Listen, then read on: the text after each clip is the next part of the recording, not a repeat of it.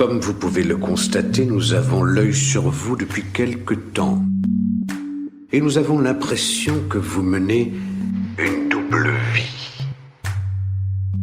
Avec les coups de pied, les coups de poing, l'emmerdant, c'est que ça laisse des marques. En revanche, il y a un truc super efficace, c'est celui-là, tu vois.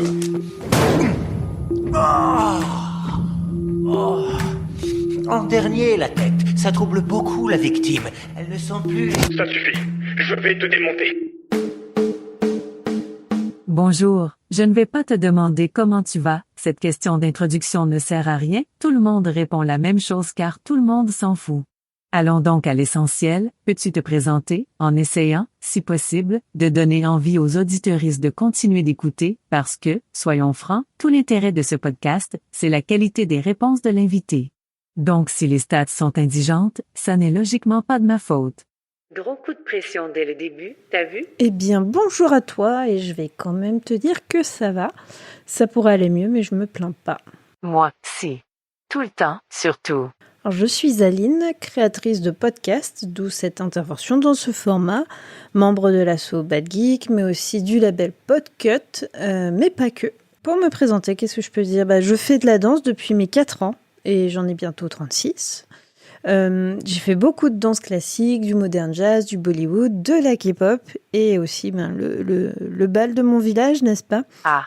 J'ai d'ailleurs eu le plaisir de partager la scène avec Lexine et Happy au dernier karaoké de Podren. Il fut une époque où il y avait les Claudettes, eh bien, à Podren, il y a les Podettes. C'est cool. Professionnellement, je suis ingénieure en microbiologie. Wow. Donc tout ça pour dire que ça n'a pas grand-chose à voir avec la sauce podcast, quoique. Mais c'est aussi pour dire aux filles qu'il ne faut surtout pas s'auto-censurer et qu'elles peuvent faire des études plus ou moins longues, plus ou moins scientifiques. C'est ok, faut pas hésiter à se lancer. Les études supérieures ne sont pas réservées aux garçons, même avec la réforme du bac. Voilà. T'as entendu Jean-Michel? Ta réforme c'était et c'est toujours de la marde. Alors j'ai pas mal bougé pour mon travail, mais maintenant c'est bon, normalement je suis sédentaire. Les podcasts sont en fait aussi une sorte de fil rouge dans toutes mes pérégrinations, que ce soit ce que j'écoute ou même ce que je produis. Et je peux dire qu'ils me suivent depuis très très très longtemps. Tu as un passif, donc. Alors les premiers que j'ai écoutés, j'ai un petit peu honte, mais c'était les replays de Ruquier sur Europe 1. Un très gros passif, donc. Mais j'ai des circonstances atténuantes. Comme par hasard. J'étais un peu seule dans mon coin, dans un autre pays, en l'occurrence le Canada, plus précisément Québec. Et après, j'ai beaucoup écouté de true crime et de trucs sur les faits un peu hors normes, les faits paranormaux, comme avec l'excellent podcast Nuit Blanche de la RTS ou même le Bureau des Mystères. Ou encore la librairie Yokai pour découvrir un peu le surnaturel d'autres cultures et en l'occurrence ici le Japon.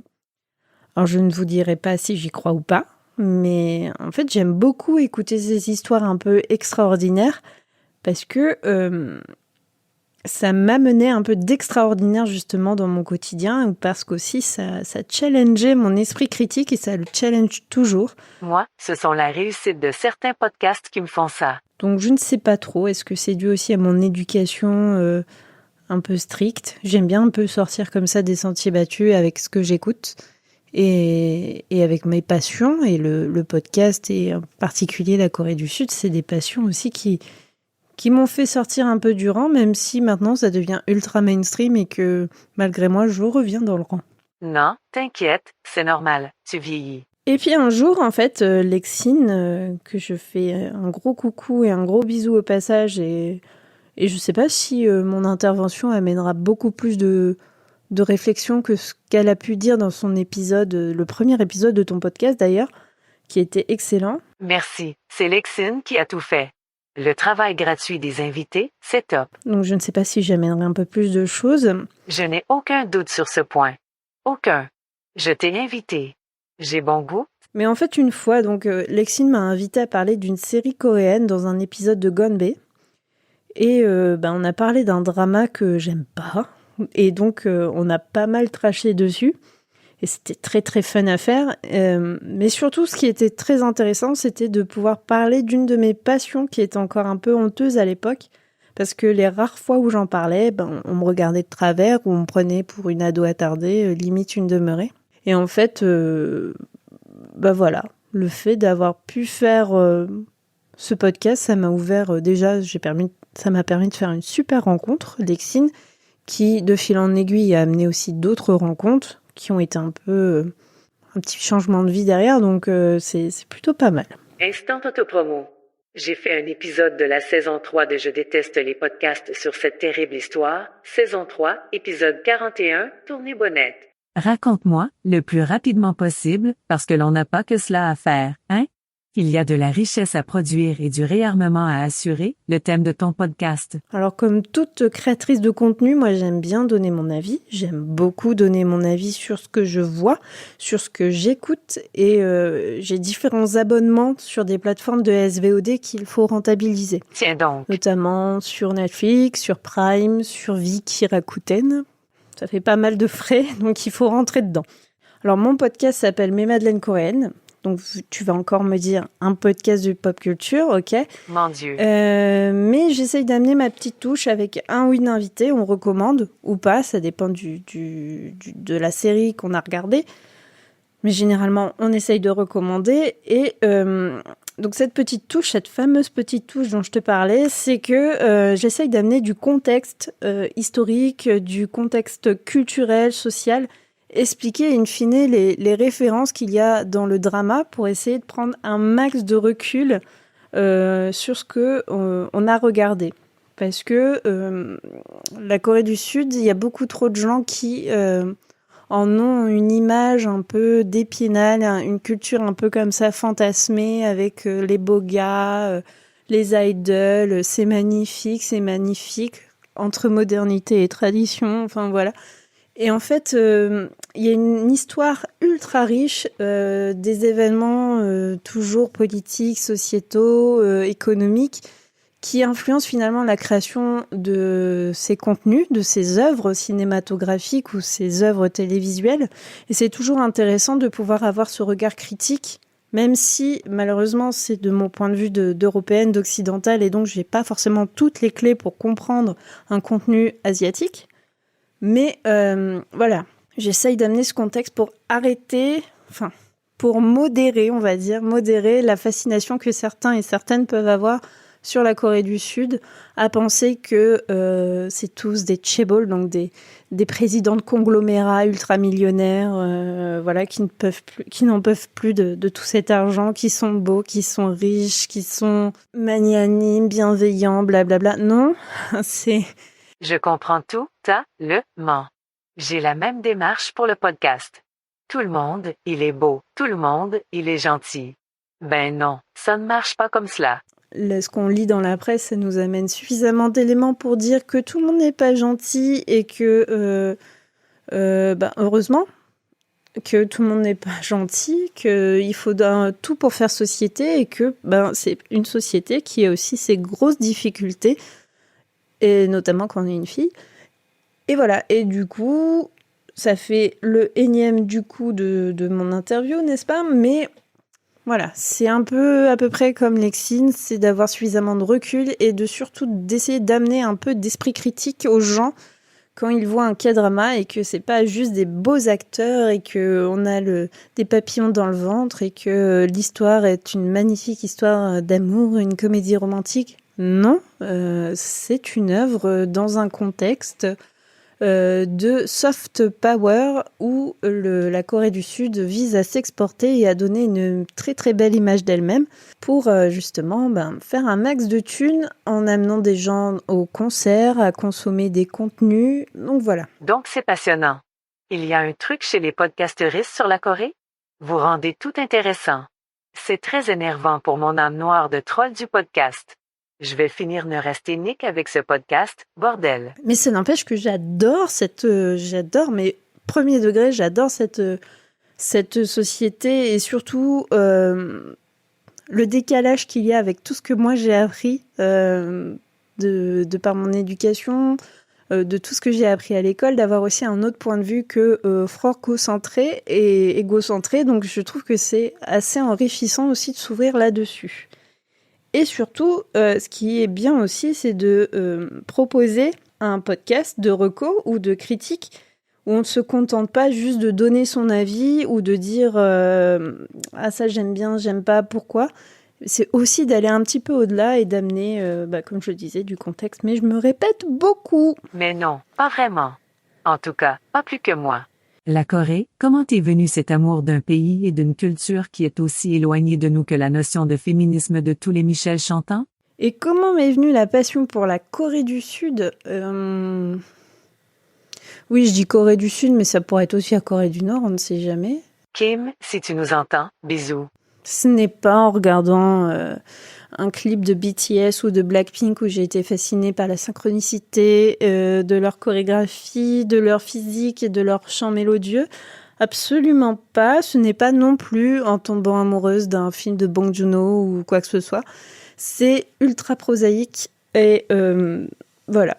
Je vais vous raconter l'histoire de mes madeleines coréennes. Il y a quelques années, j'ai eu un accident du travail. Je me suis fait un genou, comme on dit dans le métier. Je me suis fait une très très grosse blessure qui m'a laissé alité dans mon canapé pendant plusieurs semaines. J'ai même dû être opérée. Ça faisait mal. Et ça a été le moment où mon meilleur ami m'a dit « Écoute, là, t'es bloqué dans ton canapé, tu peux pas faire grand-chose à part aller te manger ce qu'il y a dans le frigo. Donc, pour t'occuper, prends un abo Netflix. T'as 3 semaines gratos, ça tombe bien, t'as ton premier arrêt, il dure 3 semaines, tu verras au bout de 3 semaines si tu continues ou pas. » Donc voilà, au tout début, j'ai regardé des choses assez... des contenus que je connaissais déjà, des séries américaines que j'avais déjà vues. Et puis, comme toujours, quand on se repose un peu sur ce qu'on connaît, puis au fur et à mesure, l'algorithme Netflix propose des nouvelles choses. Et de fil en aiguille, je suis tombée sur un drama coréen qui s'appelait Black. Et c'est le drame. La pente fatale. Donc voilà, un truc assez sombre avec une nana qui voit des fantômes. Et ça, c'est un trope aussi assez récurrent dans les séries coréennes. C'est toujours des nanas qui voient des fantômes. Et puis voilà, j'étais un petit peu hébétée par les antidouleurs. Cette série, j'en ai très peu vu parce que j'arrivais à tenir un quart d'heure et après je sombrais. Je dormais, vous inquiétez pas. Mais si on s'inquiète, tu es comme Matthew Perry. Tu as aussi développé une addiction après un accident. Seigneur, faut pas rester comme ça, ma pauvre. Et puis voilà, donc j'ai pas beaucoup de souvenirs sur ce drama-là. Tu m'étonnes. Tu étais plus foncedé qu'un punk à chien dans un concert de trio voir, un député un soir interminable de vote du budget. Mais au début, j'aimais pas vraiment. C'était vraiment un format que j'arrivais pas à appréhender. C'était tellement différent des séries américaines que je regardais comme Vampire Diaries. J'ai été une très très grosse consommatrice de séries. J'avais un fichier Excel à je ne sais combien de lignes. Ingénieur un jour, ingénieur toujours. À chaque fois que je regardais un épisode, j'allais renseigner ce que j'en pensais. Je disais à quel épisode j'en étais. Enfin, c'était un truc de ouf. Juste un chouïa. Et puis... voilà, je tombe sur un format où en 16 épisodes, on me raconte une histoire, elle est finie, j'ai pas besoin d'attendre 20 saisons pour savoir que Meredith Grey est pas une bonne personne. Voilà, il y a le fameux cahier des charges, voilà, j'ai mon histoire, je vois les personnages, ils sont ultra caractérisés de suite, je sais que tel et tel épisode, il y a potentiellement ça et ça qui se passe, donc c'est aussi un petit peu un cadre un peu confortable. On se prend pas trop la tête. Et si on se prend la tête sur des bonnes choses en mode « Ah, mais c'est différent de ce que moi j'aurais fait dans ma conception un peu de la fiction française ou de la fiction européenne, la fiction occidentale. » Et du coup, voilà, ça a commencé à m'interpeller. Et il y a ce truc que je m'explique pas. J'ai mis le doigt dans l'engrenage et là, maintenant, j'y suis passée tout entière. Ah. Donc voilà, je suis tombée là-dedans. je me suis penchée aussi sur l'histoire, essayer de comprendre ce que je voyais. De moi, la Corée du Sud, j'en avais aucune idée à part avoir des produits Samsung ou voilà, pour moi c'était ça la Corée du Sud. Et il y avait une fascination quand j'étais au collège-lycée, tout le monde était fasciné par le Japon. Tout le monde était des otaku en puissance. Et par contre, ça ne m'a jamais attirée. Alors bien sûr, quand j'étais petite, je regardais le Club Dorothée, donc Dragon Ball Z, j'ai vu Sailor Moon, les Cat's Eyes, les Nicky Larson d'ailleurs. Mais Nicky Larson, c'était quand même mon premier crush gamine. Donc voilà. Et je n'avais pas cette fascination. On se refilait des mangas sous le manteau un petit peu, des Battle Royale, etc. Mais j'étais un peu plus fascinée par le format, la violence, peut-être dans Battle Royale, ça me fascinait d'une certaine façon. J'étais une adolescente très passive, je ne parlais pas beaucoup. Les gens s'étonnaient du son de ma voix parfois. Ah.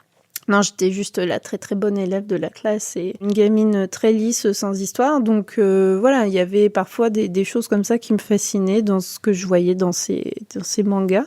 Donc, si je résume, tu devenais soit podcastrice, soit serial killer. Mais voilà, mais ça m'a jamais non plus accroché à fond sur le Japon. Et là, la Corée, il y a un truc avec la Corée. Je sais pas, c'est très, je suis incapable de vous expliquer, à part toutes les contradictions et les paradoxes qui sont dans cette société, qui m'interpellent et qui parfois me révoltent beaucoup. Et voilà, je m'en retrouve fascinée. Et puis des K-dramas, j'en suis venue à regarder aussi des films de qualité.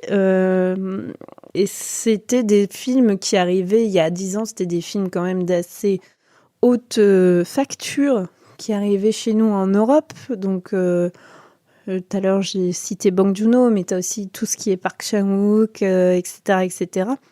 Maintenant, vu que il y a ce qu'on appelle la vague Hallyu, donc la vague coréenne, toute cette culture, ce soft power, comme on dit, coréen, qui déferle, telle une vague. Un cas de tsunami, pourrait-on dire? Sur nos contrées occidentales pour nous amener un max de contenu K-pop, K-drama, K-beauty, tout ce qui a un K devant. Et les K-podcasts.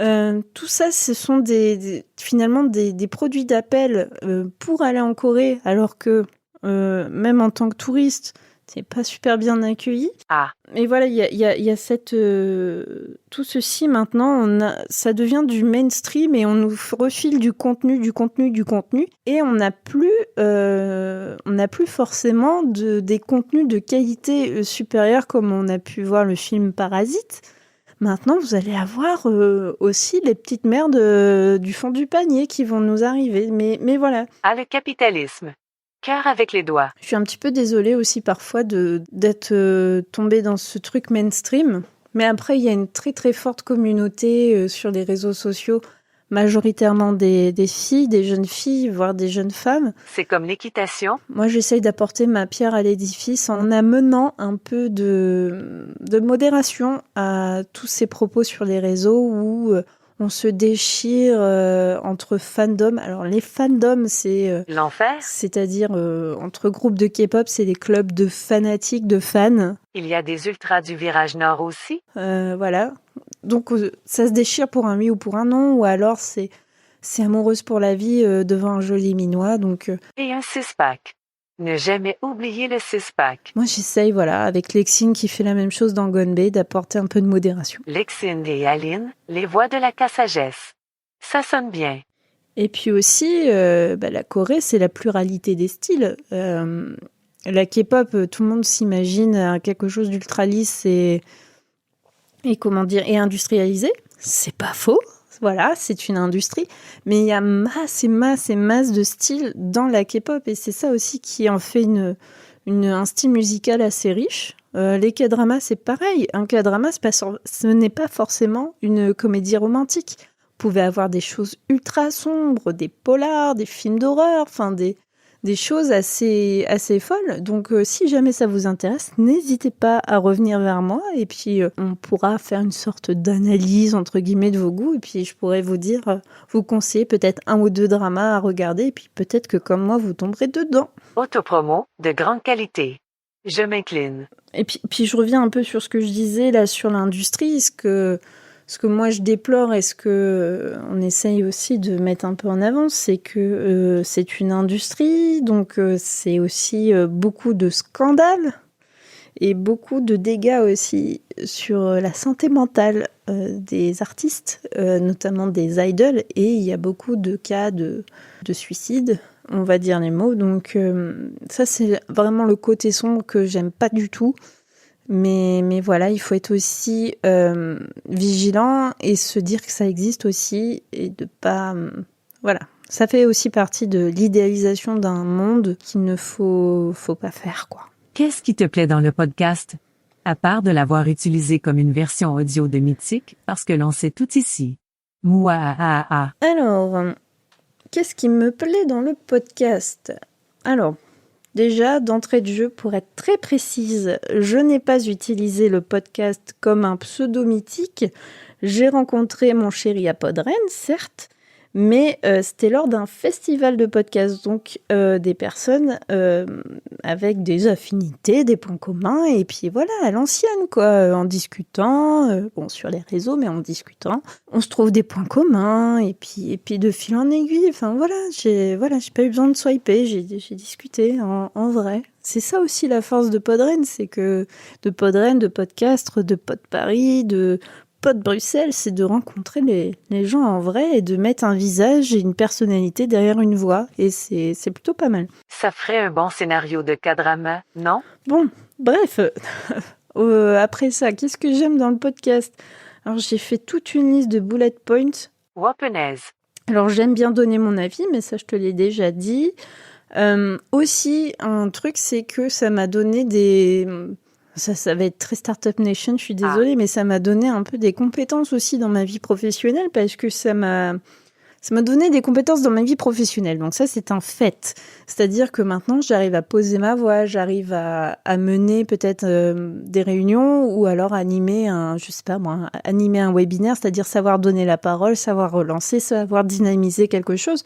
Donc ça, c'est important, le podcast, dans ce sens-là. Ça t'amène ce qu'on appelle des soft skills. Après... mon travail de scientifique, je le rappelle, je suis ingénieure en microbiologie. Mon travail d'ingénieur, c'était aussi faire beaucoup de recherches, de la bibliographie. Donc, en ce sens, mon travail m'a aussi amené beaucoup pour faire du podcast parce que, je vous le rappelle, dans les madeleines coréennes, je fais aussi beaucoup de recherches sur l'histoire, sur la culture. Donc, voilà, il y a eu un espèce comme ça d'aller-retour entre ma vie professionnelle et mon loisir. Faire du podcast, c'est comme utiliser ton compte CPF. Ça m'a permis aussi de rencontrer beaucoup de gens que j'aime beaucoup, des gens qui sont devenus des amis pour certains, et en fait, ça nous permet aussi de vivre des relations un peu parasociales. Alors parfois, ça peut être des choses très éphémères et pas très vraies, des relations très vraies, mais en fait là, dans le podcast, j'ai pas beaucoup de relations superficielles avec les gens avec qui je parle de podcast, avec qui j'en fais.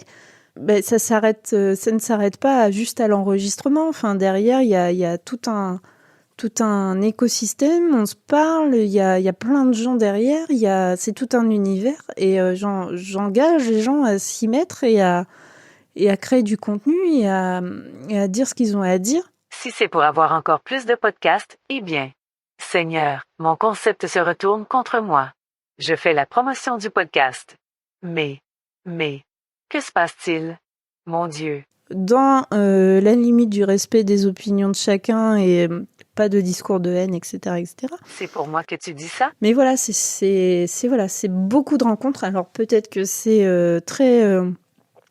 c'est encore un poncif que j'aimais, mais voilà. Moi, ça m'a permis de rencontrer plein de chouettes gens. Moi, par exemple. Et puis des chouettes gens qui ont une passion commune avec moi ou qui ont aussi connu des périodes un petit peu down.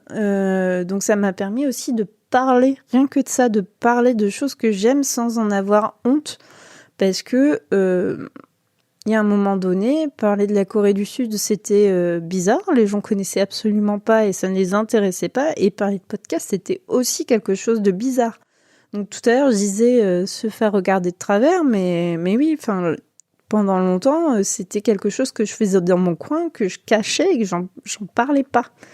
Et là, avec des gens qui partagent cette passion, j'ai l'occasion de parler. Et ça, c'est bien. Ça permet vraiment de sortir un peu de sa bulle et de peut-être sortir d'un état un petit peu, des tendances un petit peu dépressives, on va dire, pour dire des gros mots. Mais voilà, ça permet de se dire, on n'est pas seul. Ça m'a permis aussi d'élargir mes horizons.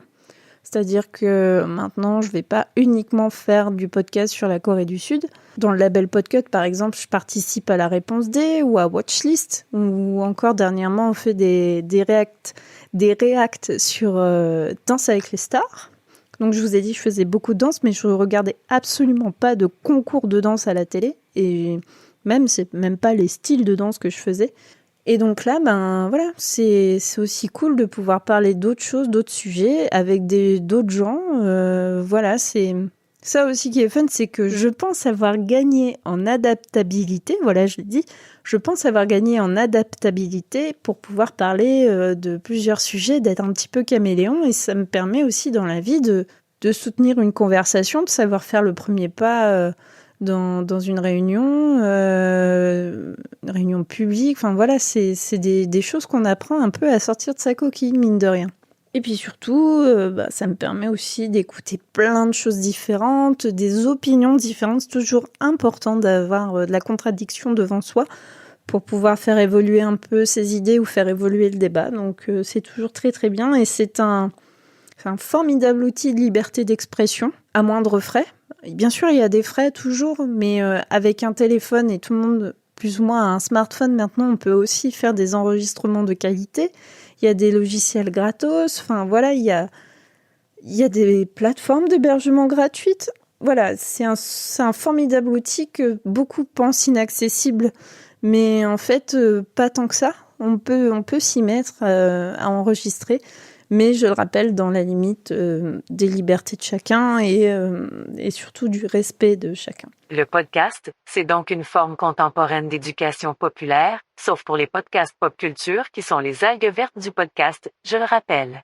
Nous venons du même terroir, à plusieurs décennies d'écart, je dois l'avouer. Non, je ne suis pas vieux, j'ai beaucoup de points d'expérience, c'est tout. Tu as été Team Fénelon ou Team Paul Duet? Et que penses-tu de la tarte au maroilles en croûte de bêtises de Cambrai? Alors oui, mon cher, je déteste les podcasts, on vient du même coin de France, hein.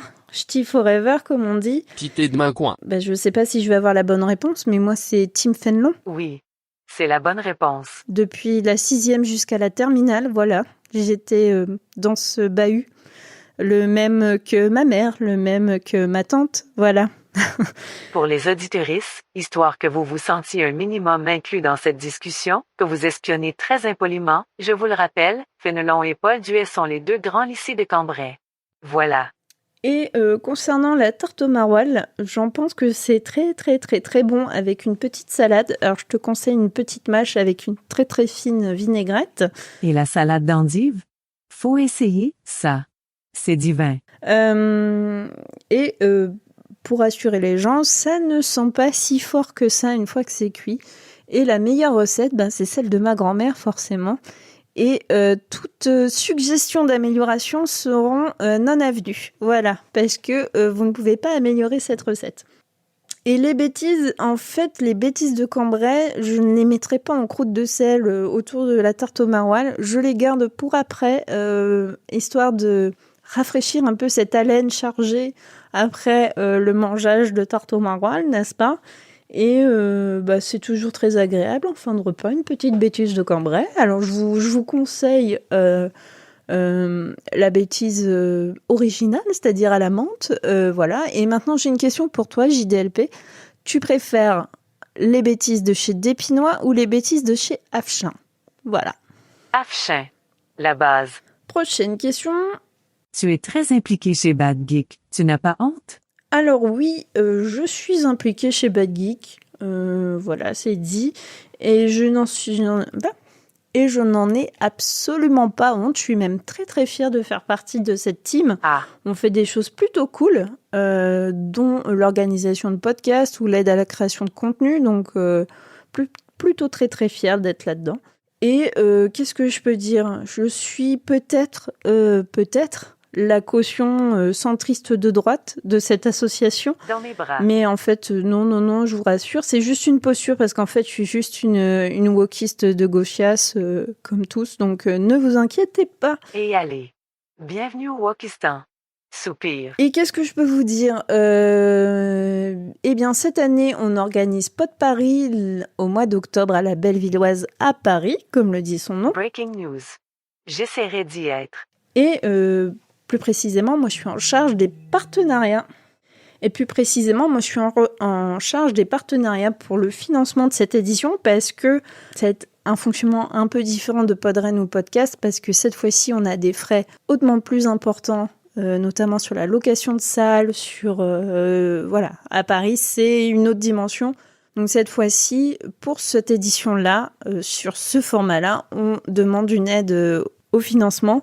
Autre qu'un financement participatif, il y a aussi tout un système de partenariat annexe avec dossier de sponsoring plutôt pour des personnes professionnelles, dans le sens des studios, des hébergeurs, peut-être des gens qui font aussi de la formation, mais ça, voilà, c'est quelque chose à part.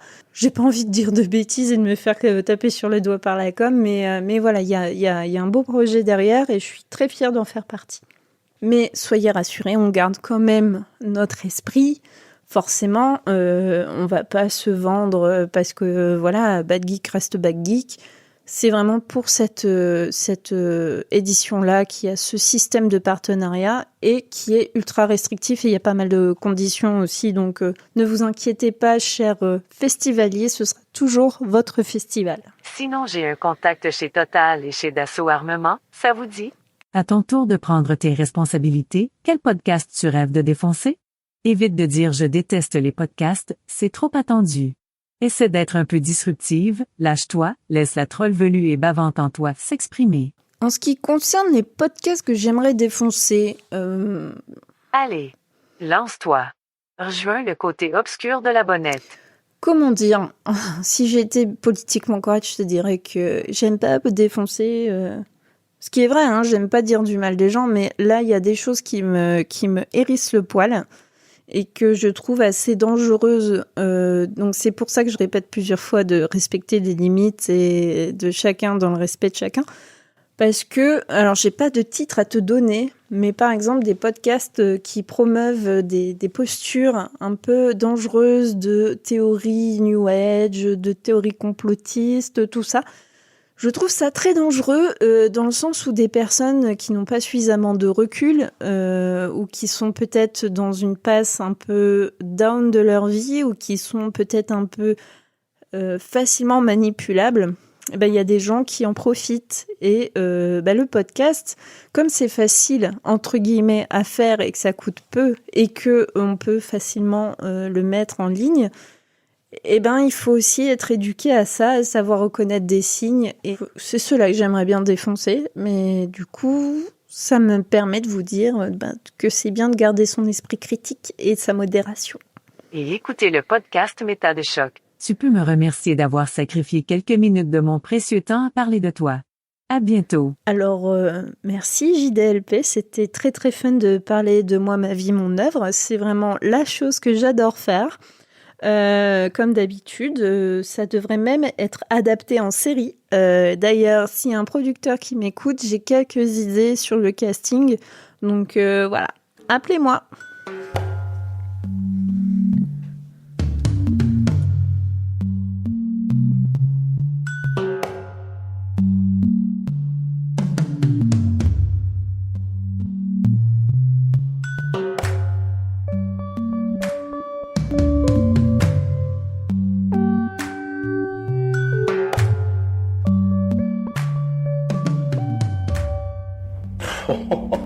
N'y pense même pas, je suis bien trop rapide pour toi. Bang!